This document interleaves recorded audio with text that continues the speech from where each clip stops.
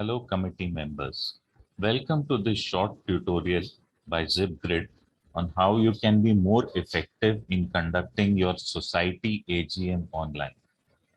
A Society AGM is a statutory requirement and has to comply with several compliance norms, and therefore it is important that you do it right. But before the actual meeting, there's a lot of preparation that has to happen.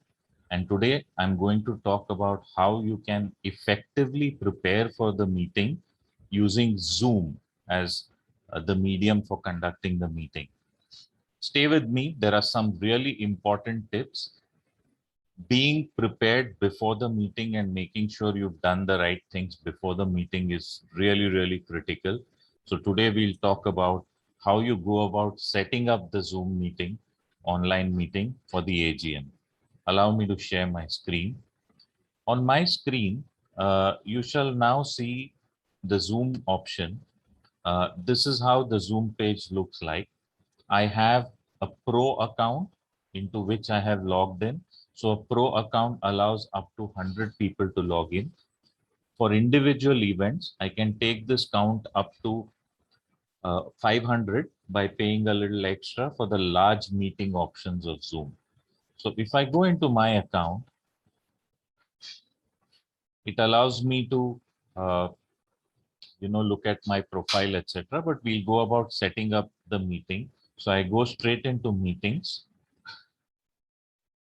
and I click on schedule a meeting. Here I give the name of the event, which could be my Society AGM.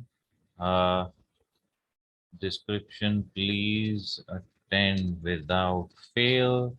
I choose the date of the AGM, whenever it is. I choose the time of the AGM, the duration, etc. So these are some of the basics that I end up choosing. Now, here's something really, really important for you to note, and a lot of people ignore it. On this section, since this is a statutory meeting, compliance is required, you have to check the registration required option. In other words, you're now setting up not a meeting link, but a registration link. You require all members to register for the meeting before they actually get the meeting link. So this is the registration option. These options are fine. Make sure you check out the waiting room and you ensure that this section is ticked here. That's really important. So the waiting room allows you to see who are the people who've clicked on the link and joined in, and only then you need to allow them to come into the main room. It's critical so that you do not have trespassers entering into your AGM. Now that this option is again important, require authentication to join. This is mandatory, needs to be clicked. This allows you to make sure that only authenticated members are joining, and you will not have a situation where members are joining with different names like Samsung 517, etc. You get those kind of names when people join the meeting. That will not happen. You will have only authenticated people if you click on this option. So make sure that's ticked off. Make sure your host video and participant video is on, and on the audio option, click on both so that people have the option of joining through the computer and the telephone in case someone is dialing in from the US. In the meeting options, allow participants to join at any time. You can choose mute participants on entry. I would recommend you don't do that so that participants can check their audios before coming in. But on the other hand, if there are latecomers and you feel there are latecomers who are likely to be there for the meeting, so when they join the meeting, they might end up creating disturbance. So you might choose to use mute participants in those kind of situations. Now we start looking at the other option, which is automatically record. Again, since this is a statutory meeting, it is critical that you click on automatically record the meeting. That has to happen. And it can either be on the local computer or on the cloud. If you choose the option of the cloud, then the recording is available only for 1 month. So my suggestion, do save it on the local computer, because your minutes of meeting may take a while longer than a month, in which case you shouldn't have a problem and you have a local version of the video with you. You need not choose this, and then you go ahead and save. Now, what this does, this has not created a meeting link. It has actually created a registration link. As you can see here, it's created a registration link. But there are a few things more that you need to do before you send this link out and invite members. So I'm scrolling all the way down to this section which says registration, email settings, branding, and polls. In the registration, I need to go and click on edit. Now, there are some options you need to do. So whenever there's a registration request, do you want to automatically approve or manually approve? I suggest it should be a manual approval. Again, this is a statutory meeting. You need to ensure that only validated and authorized members are present for this meeting. And therefore, you should manually approve. Then there are some other options here. So you can close registration after event date. You may not do that. That's fine. Allow attendees to join from multiple devices. Now, this is an option you need to uncheck, because you don't want multiple members of the family using the same link and registering using multiple devices. You don't want that. Also, uncheck the social share buttons. We don't want people promoting this meeting on social media anyways.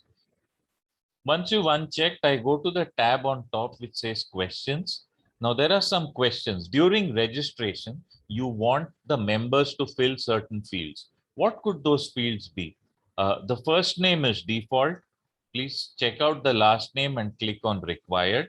Also, if you have people logging in from multiple cities, you may choose to click on city and also click on required, so that it becomes a mandatory question. If you want country, you can do that. I leave this option to you. And of course, you might want to know the phone number of the person. So again, something that gets added to the question when people are registering. And you also click on required to make it mandatory. Never forget to click on save all. Uh, Once again, are these questions enough? To my mind, it's not. So I'm going again to edit. And besides these questions, I'm going into custom questions. And I might want to add a new question here. So the question could be something like name of your society wing. Okay, and I have to tick on required and create if I need someone to put in their society wing. And I might even put your flat number as an option. Again, it's required and I create. So these are some additional non-standard questions that are getting added. Once again, don't forget to save all. So, well, the question is set up. The questionnaire is set up. So whenever someone tries to register using this link, the questionnaire will pop up.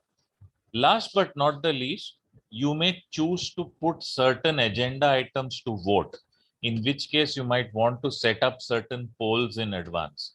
So, the question could, just for the sake of this example, I'm putting a question as, are you in, and the answer could be Mumbai or outside Mumbai. Edit it and say outside Mumbai. Of course, your whole questions would be very different, and this is just for example. And I say save, and basically this becomes a poll that you can use at any point in time. You can of course rename the poll, and it can be whatever your agenda is. So the renaming of the poll happens here. So it's location questions. So I put location. Yeah, but your agenda item could be around expenses to be done for upkeep of a society, or an increase in the monthly maintenance fees, etc., etc. So you would have to put those kind of questions. You can create up to 25 poll questions. Now, once you've done that, you're ready. So all you need to do is the link is ready. Go copy the invitation. This is the kind of invitation which is there. You can always copy it, paste it onto a Word file and make whatever changes that are required. You might want to put certain more details here or certain other agenda items. Whatever you want to put, you can add to that and send that out to fellow members.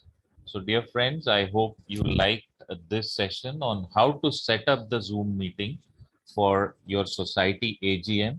Please remember to check and uncheck all those options. They are critical because in the absence of doing those, you might find that your compliances with respect to your society meeting are not all in place. Cheers and bye-bye.